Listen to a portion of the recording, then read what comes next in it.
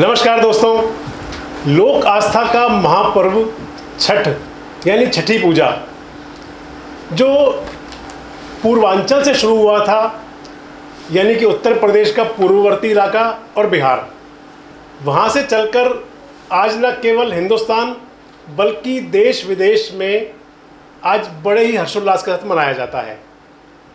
आज यानी कि 8 नवंबर को नहाय खाए के साथ में छठी पूजा का महापर्व प्रारंभ हो गया। आखिर क्या है छठ पर्व, क्यों मनाया जाता है इसे? कहते हैं कि बहुत सख्त व्रत है, 1.5 दिन तक इसमें भूखे प्यासे रहते हैं। और इस पर्व की क्या विशेषताएं हैं, इन सब के बारे में जानकारी देने के लिए आज हमारे स्टूडियो में मौजूद हैं पूर्वांचल जन कल्याण समिति के धार्मिक सलाहकार पंडित अर्जुन आचार्य। पंडित जी, आपका स्वागत है हमारे स्टूडियो में। नमस्कार जी। Hello sir. तो पंडित जी, आप हमारे दर्शकों को बताएं कि आखिर छठी पूजा का क्या महत्व है, छठी पूजा क्यों मनाई जाती है। तो इससे मैं सिलसिलेवार आपसे पूछूंगा। सबसे पहले तो आप यह जानकारी हमारे दर्शकों को दें कि छठ या सूर्य षष्ठी व्रत में किन देवी देवताओं की पूजा की जाती है। जय श्री राधे, बोल छठी मैया की जय। मैं अर्जुन आचार्य, पूर्वांचल जन कल्याण समिति के धार्मिक सलाहकार। सबसे पहले इस व्रत में सूर्य देवता की पूजा की जाती है, जो प्रत्यक्ष रूप से दिखते हैं और सभी प्राणियों के जीवन के आधार हैं। सूर्य के साथ साथ बहिन देवी का षष्ठी जो देवी है, इसका छठी मैया की पूजा की जाती है। पौराणिक मान्यता के अनुसार षष्ठी माता संतानों की रक्षा करती है और उन्हें स्वास्थ्य और दीर्घायु बनाती हैं। इस अवसर पर सूर्यदेव की पत्नी उषा और प्रत्युषा को भी अर्घ्य देकर प्रसन्न किया जाता है जी। छठ व्रत में सूर्यदेव और षष्ठी देवी दोनों की पूजा के साथ साथ की जाती है। इस तरह से ये पूजा अपने आप में बेहद खास है जी। तो आचार्य जी, सूर्य से तो सभी परिचित हैं, भगवान भास्कर के बारे में सभी जानते हैं, लेकिन छठ मैया कौन सी देवी हैं, इसके बारे में बताएं। छठी मैया सूर्य षष्ठी देवी की अधिष्ठात्री, सूर्य जो छठी मैया है वो अधिष्ठात्री देवी, प्रकृति की देवी, एक प्रमुख अंश को देवसेना कहा गया है जी। प्रकृति का छठा अंश होने के कारण इन देवी का एक प्रचलित नाम षष्ठी है, षष्ठित बोलते हैं उसको। और षष्ठी देवी को ब्रह्मा की मानस पुत्री भी कहा गया है। पुराणों में इन देवी का एक नाम कात्यायनी भी है। इनकी पूजा नवरात्र में षष्ठी तिथि को होती है। षष्ठी देवी को ही स्थानीय बोली में छठ मैया कहा गया है, जो निसंतानों को संतान देती है और सभी बालकों की रक्षा करती है। तो आचार्य जी, षष्ठी देवी की पूजा की शुरुआत कैसे हुई? पुराणों में इस कथा का क्या बयान है, क्या महत्व है, इसके बारे में बताएं। प्रथम मनु स्वांभवु के पुत्र राजा प्रियव्रत को कोई संतान नहीं थी जी। इसके कारण वह दुखी रहते थे जी। महर्षि कश्यप ने राजा से पुत्रेष्टि यज्ञ कराने को कहा, यानी कि संतान उत्पत्ति का यज्ञ। हाँ जी, पुत्रेष्टि यज्ञ कहते हैं संतान उत्पत्ति का, जैसे राजा दशरथ ने भी किया था जी जी जी जी जी। तो राजा ने यज्ञ कराया, जिसके बाद उनकी महारानी मालिनी ने एक पुत्र को जन्म दिया जी। लेकिन दुर्भाग्य से वह शिशु मरा हुआ पैदा हुआ था। राजा का दुख देखकर एक दिव्य देवी प्रकट हुई। उन्होंने उस मृत बालक को जीवित कर दिया जी। और देवी की इस कृपा से राजा बहुत खुश हुए। उन्होंने षष्ठी देवी की स्तुति की, तभी से यह पूजा संपन्न की जा रही है। तो यानी कि यह माने कि संतान उत्पत्ति और संतान की रक्षा का सबसे महत्वपूर्ण पर्व है छठी पूजा। तो आचार्य जी, आध्यात्मिक ग्रंथों में सूर्य की पूजा का प्रसंग कहाँ कहाँ मिलता है? शास्त्रों में भगवान सूर्य को गुरु भी कहा गया है। जी पवन पुत्र हनुमान ने सूर्य से ही शिक्षा पाई थी। श्री राम ने आदित्य हृदय स्तोत्र का पाठ कर सूर्य देवता को प्रसन्न करने के लिए बाद ही रावण को अंतिम बाण मारा था। जी जी जी और उस पर विजय पाई थी। जी श्री कृष्ण के पुत्र सांबन को कुष्ठ रोग हो गया था। जी तब उन्होंने सूर्य की उपासना करके ही रोग से मुक्ति पाई थी। जी, सूर्य की पूजा वैदिक काल से काफ़ी पहले से होती आई है। तो यानी कि भगवान भास्कर को मनाने के लिए भगवान राम और भगवान कृष्ण ने भी समय समय पर रधा है। तो ये तो तय है कि सूर्य भगवान भास्कर की जो आराधना है हमारे सभी शास्त्रों में है। हम माने तो छठ पूजा में इसका एक अलग महत्व और दर्शाया गया है, यही कहेंगे? बिल्कुल। तो आचार्य जी, सनातन धर्म के अनेक देवी देवताओं के बीच सूर्य देव का क्या स्थान है, उसे और विस्तार से बताएं। सूर्य की गिनती उन 5 प्रमुख देवी देवताओं में की जाती है जिनकी पूजा सबसे पहले करने का विधान है। जी, जिसको हम कहते हैं पंचदेव की पूजा। जी जी जी पंचदेव में सूर्य के अलावा अन्य देव हैं गणेश, दुर्गा, शिव, विष्णु। ये मत्स्य पुराण में ऐसा कहा गया है। जी जी जी इसी को पंचदेव कहते हैं और सबसे पहले पूजा इन्हीं की जाती है। तो पंडित जी, सूर्य देव की पूजा से क्या क्या फल मिलते हैं, पुराणों का क्या महत्व है, थोड़ा और विस्तार से इस पे चर्चा करें। भगवान सूर्य सभी पर उपकार करने वाले अत्यंत दयालु हैं जी, और वे उपासक को आयु, आरोग्य, धन धान्य, संतान, तेज, कांति, यश, वैभव और सौभाग्य देते हैं। जी। ये सभी को चेतना देते हैं। सूर्य की उपासना करने से मनुष्य को सभी तरह के रोगों से छुटकारा मिल जाता है। जो सूर्य की उपासना करते हैं वे सभी दरिद्र, दुखी, शोक संतप्त और अंधे नहीं होते। जी जी जी जी जी सूर्य को ब्रह्म का ही तेज कहा जाता बताया गया है। धर्म, अर्थ, काम और मोक्ष, इन चारों पुरुषार्थों को देने वाले हैं भगवान सूर्य। साथ ही पूरे संसार की रक्षा करने वाले भगवान सूर्य हैं।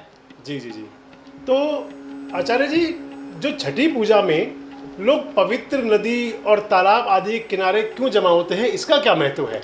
सूर्य की पूजा में उन्हें जल से अर्घ देने का विधान है। जैसे हम सभी प्रातःकाल उठते हैं, नहान स्नान ध्यान करके भगवान सूर्य को अर्घ देते हैं। जी जी जी तो अर्घ देने का विधान है।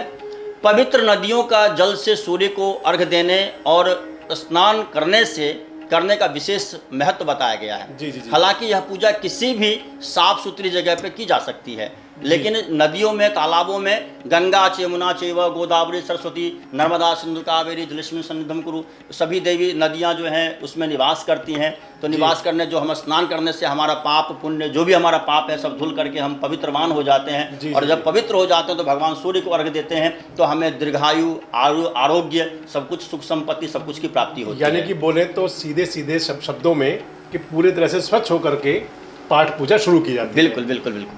आचार्य जी, एक बात और भी है कि छठी पूजा के दौरान नदी तालाबों पर भीड़ बहुत बढ़ जाती है। भीड़ से बचने के लिए व्रत करने का क्या कोई और तरीका भी हो सकता है? हाँ, इस भीड़ से बचने के लिए हाल के दशकों में घर में ही छठ पूजा करने का प्रचलन तेजी से बढ़ा है। जी। मन चंगा तो कठौती में गंगा, ये आपने सुना होगा बहुत अच्छी तरह से। जी। और कहावत यहाँ भी गौर करने का लायक है। उन्हें कई लोग घर के आंगन या छतों पर भी छठ व्रत करते हैं। व्रत करने वालों की सुविधा को ध्यान में रख करके ऐसा किया जाता है। तो छठ पूजन हम घर आंगन में भी कर सकते हैं, वहाँ ना जा करके अपने छतों पर और आंगन में भी कुंड खोद करके भगवान सूर्य को अर्घ्य दे सकते हैं। जी। आचार्य जी, एक चीज़ और है, ज़्यादातर देखा गया है कि महिलाएं ही छठी पूजा करती हैं। ऐसा देखा जाता है कि महिलाएं अनेक कष्ट सह करके पूरे परिवार के कल्याण की कामना करती हैं, पूरे परिवार के कल्याण के लिए कामना करती हैं। क्योंकि कहते हैं यत्र नारीस्तु पूज्यन्ते रमन्ते तत्र पीछे यत्र नारीस्तु पूज्यन्ते रमन्ते तत्र देवता। जहाँ नारियों की पूजा होती है वहाँ देवता निवास करते हैं। जी। तो नारी शक्ति प्रथम है और नारी शक्ति, आदि शक्ति, हम नवरात्रि में भी नारी की पूजा करते हैं। तो नारी जो है हमारे सभी के लिए व्रत रखती हैं, सभी के मंगल कामना करने के लिए व्रत रखती हैं और इस व्रत को कष्ट सहती हैं। पुरुषों के आगे पुरुषों, इस व्रत को करने में पुरुषों से आगे रहती हैं। इससे महिलाओं के त्याग तप की भावना से जोड़कर देखा जा सकता है। यानी कि जो हमारी सनातन संस्कृति है कि नारी तू नारायणी, हाँ, तो छठ पूजा कोई भी कर सकता है? हाँ, छठ पूजा कोई भी कर सकता है, चाहे वह महिला हो या पुरुष। पर इतना जरूर है कि महिलाएं संतान की कामना से या संतान के स्वास्थ्य और उनके दीर्घायु होने के लिए यह पूजा अधिक बढ़ चढ़कर पूरी श्रद्धा से करती हैं। जी जी जी। तो आचार्य जी एक बात और, कि क्योंकि ये पूजा किसी भी सामाजिक वर्ग या जाति के लोग कर सकते हैं, क्या मेरा ये प्रश्न सही है? हाँ, बिल्कुल सही है। सूर्य सभी प्राणियों पर समान रूप से कृपा करते हैं, वे किसी तरह का भेदभाव नहीं करते। इस पूजा में वर्ण या जाति के आधार पर भेद नहीं है। इस पूजा के प्रति समाज के हर वर्ग जाति में गहरी श्रद्धा देखी जाती है। जी। हर कोई मिलजुल कर साथ साथ इसमें शामिल होता है और हर जाति धर्म के लोग इस पूजा को बढ़ चढ़ कर करते हैं। यानी कि कहें तो सर्वधर्म समभाव का भी संदेश है छठी पूजा। जी जी। आचार्य जी एक बात और बताएं कि क्या इस पूजा के पीछे कोई और सामाजिक संदेश भी छिपा है? बिल्कुल। सूर्य षष्ठी व्रत में लोग उगते हुए सूर्य को भी पूजा करते हैं और डूबते हुए सूर्य की भी पूजा उतनी ही श्रद्धा के साथ पूजा करते हैं। जी जी। इसमें कई तरह के संकेत छिपे हैं। जी। ये पूरी दुनिया में भारत की आध्यात्मिक श्रेष्ठता को दिखाता है। जी जी जी। इस पूजा में जातियों के आधार पर कहीं कोई भेदभाव नहीं है। समाज में सभी को बराबरी का दर्जा दिया जाता है। जी। सूर्य देवता को बांस के बने जिस सूप और ढाले में रखकर प्रसाद अर्पित किया जाता है, उसे सामाजिक रूप से अत्यंत पिछड़ी जाति के लोग बनाते हैं। जी, जी, जी। इससे सामाजिक संदेश एकदम स्पष्ट है। मतलब समरसता का संदेश है। बिल्कुल बिल्कुल। आचार्य जी एक बात और बताइए कि बिहार से छठ पूजा का विशेष संबंध है क्या? बिल्कुल। सूर्य की पूजा के साथ साथ षष्ठी देवी की पूजा की अनूठी परंपरा बिहार के इस सबसे बड़े लोक पर्व में देखी जाती है। जी। यही बात इस पूजा के मामले में प्रदेश को खास बनाती है। जी जी। बिहार में सूर्य पूजा सदियों से प्रचलित है। जी। सूर्य पुराण में यहाँ के देवी मंदिरों की महिमा का वर्णन मिलता है। बिहार के मंदिरों में? बिल्कुल बिल्कुल। जी। यहाँ सूर्य पुत्र कर्ण की जन्मस्थली भी है, अतः स्वाभाविक रूप से इस प्रदेश को लोगों की आस्था सूर्यदेव में ज़्यादा है। तो जो आपने बताया कि बिहार में सूर्य देव के मंदिर हैं, तो उनकी अहमियत, उनकी खासियत क्या है? बिहार में सूर्य देव के मंदिर भी खासियत यह है कि सबसे बड़ी खासियत यह है कि मंदिर का मुख्य द्वार पश्चिम दिशा की ओर है, जबकि आमतौर पर सूर्य मंदिर का मुख्य द्वार पूर्व दिशा की ओर होता है। जी जी जी। मान्यता की है कि यहाँ के विशेष सूर्य मंदिर का निर्माण देवताओं के शिल्पी भगवान विश्वकर्मा ने किया था। जी जी जी। स्थापत्यों और वास्तुकला के अत्यधिक कोण के से यह सूर्य मंदिर बेजोड़ नमूना है एक। यानी कि अपने आप में दर्शनीय भी है और उसका आध्यात्मिक महत्व भी बिल्कुल बिल्कुल बिल्कुल सभी से हटकर अलग है। बिल्कुल। पंडित जी कार्तिक महीने के अलावा, ये सभी की जिज्ञासा हो सकती है बिल्कुल, कि कार्तिक महीने के अलावा यह पूजा साल में कब की जाती है, छठी पूजा? बहुत सुंदर प्रश्न पूछा आपने मगो जी। कार्तिक के अलावा छठ पूजा चैत्र शुक्ल पक्ष में चतुर्थी से लेकर के और सप्तमी तक किया जाता है। जी। इसे आम बोलचाल में चैती छठ कहते हैं। चैती छठ कहते हैं। तो इस पूजा में कुछ लोग जमीन पर बार बार लेटकर, मैंने देखा है हमने, कि जब आते हैं तो दंडवत करते हुए आते हैं, घाट की ओर जाते हैं। ऐसा क्यों है? इसके पीछे क्या इसका आध्यात्मिक महत्व है? क्या कारण है इन सब का? आम बोलचाल की भाषा में इसे कष्टों देना कहते हैं। कष्टों को देना कहते हैं। ज़्यादातर मामलों में ऐसा होता है कि जब किसी ने इस तरह की कोई मन्नत मानी होती है, जी, जी, जी। तो वो जो है लेट करके जो है वो मन्नत को पूरी करते हैं, अथवा जिस तरह से मन्नत मानते हैं वो हम लेट करके देंगे, चाहे परिक्रमा लगा करके, कोई नंगे पैर, कोई भूखे प्यासे, कोई बिना कपड़ा का, इस तरह से जो है वो मन्नत को पूरी करते मतलब हैं। जिसने कोई किसी व्रत करते हुए कोई मन्नत मांगी हो अपने भगवान से, अपने इष्ट से, आराध्य से, उसका जो उन्होंने मन्नत मानी थी उसको पनौती करने के लिए, पूरा करने के लिए वो बिल्कुल विशेष अर्चना करते हैं। बिल्कुल बिल्कुल बिल्कुल बिल्कुल। आचार्य जी एक अंतिम सवाल है मेरा आपसे, कि 4 दिन तक चलने वाले आस्था के इस महापर्व में किस किस दिन क्या क्या किया जाता है, हमारे दर्शकों को जरा विस्तार से बताएं। कार्तिक शुक्ल पक्ष चतुर्थी का व्रत की शुरुआत नहाए खाए के साथ होती है जी। इस दिन व्रत करने वाले और घर के सारे लोग चावल दाल और कद्दू से बने व्यंजन प्रसाद के तौर पर ग्रहण करते हैं। जी जी जी।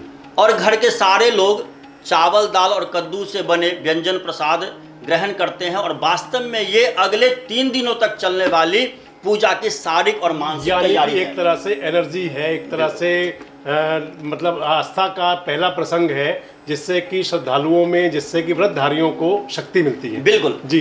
दूसरे दिन कार्तिक शुक्ल पक्ष पंचमी को शाम में मुख्य पूजा होती है जी। इसे खरना कहा जाता है, जो मंगलवार को होगा। कल है वो खरना, यानी कि मंगलवार को होगा। जी जी जी। प्रसाद के रूप में गन्ने के रस या गुड़ से बनी खीर चढ़ाई जाती है खरना के दौरान। जी। प्रसाद भगवान को पहले भोग लगाया जाता है, फिर उसको जो है वो ग्रहण करते हैं। जी। कई घरों में चावल का पिट्ठा भी बनाया जाता है। जी। लोग उन घरों में जाकर के प्रसाद ग्रहण करते हैं जिन घरों में पूजा होती है। जी जी जी। तीसरे दिन कार्तिक शुक्ल पक्ष की षष्ठी की शाम को अस्ताचलगामी भगवान जो सूर्य हैं, यानी कि डूबते सूर्य है। देखिए, बिहार में सबसे पहले हमारे भारतवर्ष की ऐसी परंपरा है, जो आपने कोई भी सूर्य षष्ठी यानी छठ पूजन विशेष इसलिए है ये कि कोई भी पूजा देख लीजिए आप, जो आपको डूबते हुए को कोई भी नमस्कार नहीं करता। सभी उगते सूर्य पर, ये परंपरा भी है एक हमारी। हाँ, लेकिन उगते सूरज को नमन करते हैं सब। हाँ, लेकिन वहां पर सबसे पहले प्रथम किया जाता है डूबते सूरज को प्रणाम करते हैं। जी, जी। यानी जो हमारे कष्ट हैं सभी विलुप्त हो जाए, हम जो है हमारा शरीर बिल्कुल जो है स्वच्छ हो जाए, और भगवान सूर्य को अगले दिन प्रातः काल जो है उगते हुए सूर्य को हम अर्घ दे करके ये प्रार्थना करते हैं हमारा पुनर्जीवन मिले हमें, और दीर्घायु कामना करते हैं, संतान प्राप्ति का कामना करते हैं, हर एक तरह से स्वस्थ रहने का, अपने परिवार का, समाज का कल्याण के लिए भगवान सूर्य से उगते हुए सूर्य से प्रणाम। तो सबसे पहले अस्ताचल सूर्य को अर्घ दिया जाता है, और उस व्रत के साथ साथ सारे लोग डूबते हुए सूर्य को अर्घ देते हैं, जितने लोग भी पानी में खड़े होते हैं। जी। चौथे दिन कार्तिक शुक्ल पक्ष सप्तमी को उगते हुए सूर्य को अर्घ देने के बाद पारण के साथ व्रत की समाप्ति हो जाती है। जो कुछ भोग लगाते हैं भगवान को, उस भोज उसमें प्रसाद लेते हैं और उस प्रसाद को खाते हैं, उसको पारण बोलते हैं, और उसके साथ जो है व्रत की समाप्ति व्रत खुल गया, व्रत खुल जाता है। तो आचार्य जी, बहुत महत्वपूर्ण जानकारी आपने हमारे दर्शकों को दी। कई बात हम भी बहुत समझ अनभिज्ञ थे। आपने हमारे दर्शकों को छठी पूजा के बारे में, उसके महत्व के बारे में बड़े विस्तार से बताया। आपने हमारे स्टूडियो के माध्यम से देश विदेश में बसे हुए दर्शकों को इतनी बड़ी जानकारी दी, इसके लिए आपका बहुत बहुत धन्यवाद। सभी मिलकर के बोले छठी मैया की जय।